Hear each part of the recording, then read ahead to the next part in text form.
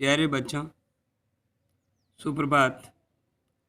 आज हम कक्षा 7वीं हिंदी विषय के अंतर्गत दादी माँ पाठ की अगली घटना के बारे में पढ़ेंगे। घटना है, परिवार में दिनेश नाम का एक भाई है। दिनेश की शादी की घटना है। लेखक ने लिखा है कि घर में दिनेश भाई की शादी है, लेकिन लेखक नाम क्या था? शिव प्रसाद सिंह। लेखक बीमार था। लेखक बीमार होने के कारण बारात में नहीं जा सका। क्योंकि वो बीमार था। और बच्चे लोगों, अगर हमारे घर से भी कोई बारात जा रही है और कोई बीमार है तो फिर वो भी साथ में नहीं जाता। लेखक का एक ममेरा भाई था। ममेरा भाई जिसका नाम राघव था, वो भी क्या शहर से देरी से आया था। बारात जाने के बाद पहुंचा था, इसलिए वो भी बारात में नहीं जा पाया। अब जिस घर में शादी होती है उस घर में 4 या 5 दिन पहले से ही घर के अंदर औरतें नृत्य करती हैं और संगीत का कार्यक्रम करती रहती है। घर में गीत भी गाए जाते हैं और नाच गान भी होता है, ढोल भी बजाए जाते हैं। इस प्रकार से ये सारा कार्यक्रम चल रहा था। और दूसरी घटना लेखक बताता है कि जब बारात चली गई तो पीछे से सारी औरतें, जितनी भी उस घर में औरतें हैं, वो सारा एक नाटक करती हैं। क्या करती है? नाटक करती है। और उसमें जो सभी औरतें, पुरुष सारे के सारे बारात में चले जाते हैं, लेकिन औरतें बारात में नहीं जाती हैं। औरतें सारी घर में रहती हैं और औरतें पुरुषों का और स्त्रियों का अभिनय करके नाटक करती हैं। कुछ औरतें पुरुष बनती हैं और कुछ स्त्रियां बनती हैं और नाटक करती है। कोई पिता बनता है, कोई पुत्र बनता है, कोई दूल्हा बनता है, कोई दुल्हन बनती है और बाकी स्त्रियां गीत गाती है और नाचती है। इस प्रकार से बारात जाने के बाद में घर की सारी औरतें इस प्रकार का नाटक करती हैं। और वो जो भी सारा कार्यक्रम है वो विवाह से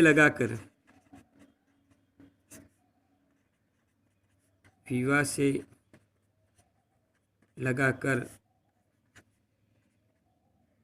पुत्र उत्पन्न तक के सारे नाटक करती रहती हैं।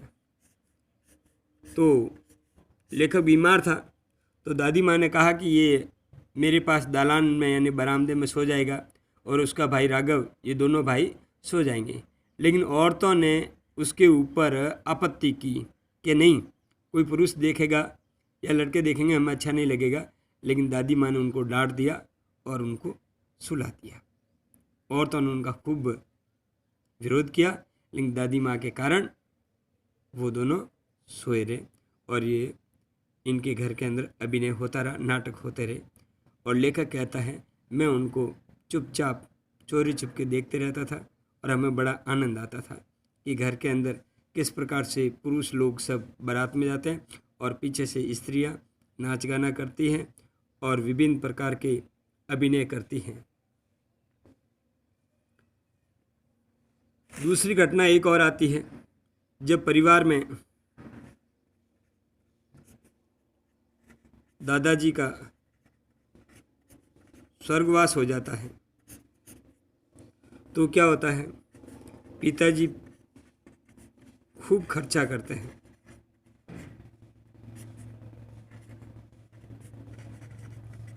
खूब खर्च करते हैं यानी मृत्यु भोज करते हैं, जो एक बुराई है समाज के अंदर, अभी बंद हो रही है धीरे धीरे।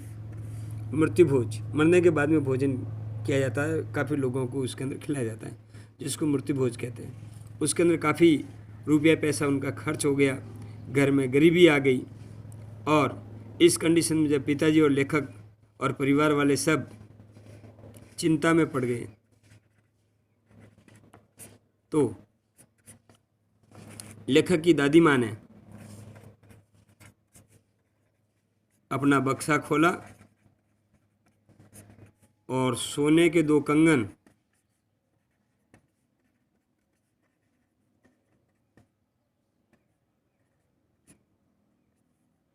कंगन दिए कि ये लो और इनसे तुम अपना जो भी काम है वो करो।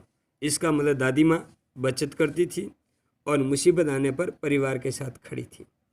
उसने दोनों सोने के कंगन पिताजी को दे दिए कि लीजिए और इससे घर की आर्थिक स्थिति को सुधारें।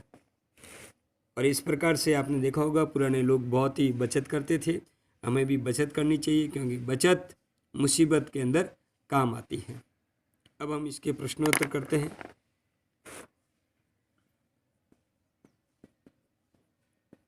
प्रश्नोत्तर, पहला प्रश्न, लेखक किसके विवाह की घटना बता रहा है? लेखक किसके विवाह की घटना बता रहा है?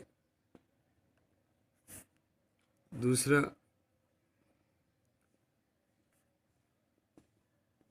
लेखक बारात में क्या नहीं गया?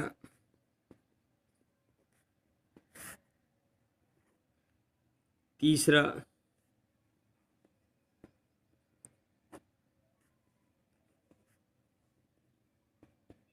किशन की बारात में कौन गए? जैसे आपको बताया कि सारे पुरुष गए थे, स्त्रियां नहीं जाती थी, स्त्रियां सारी घर में रहती थी। अगला है, बारात जाने पर स्त्रियों ने कौन सा अभिनय किया? बारात जाने पर जो पीछे स्त्रियां रह गई थी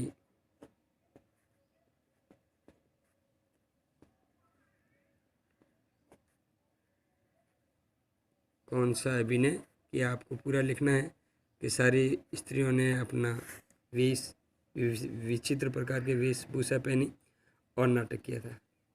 पांचवा,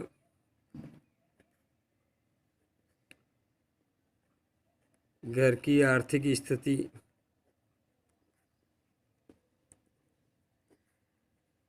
खराब क्यों हुई? मृत्यु भोज के कारण। हमें मृत्यु भोज नहीं करना चाहिए। छठा और अंतिम सवाल,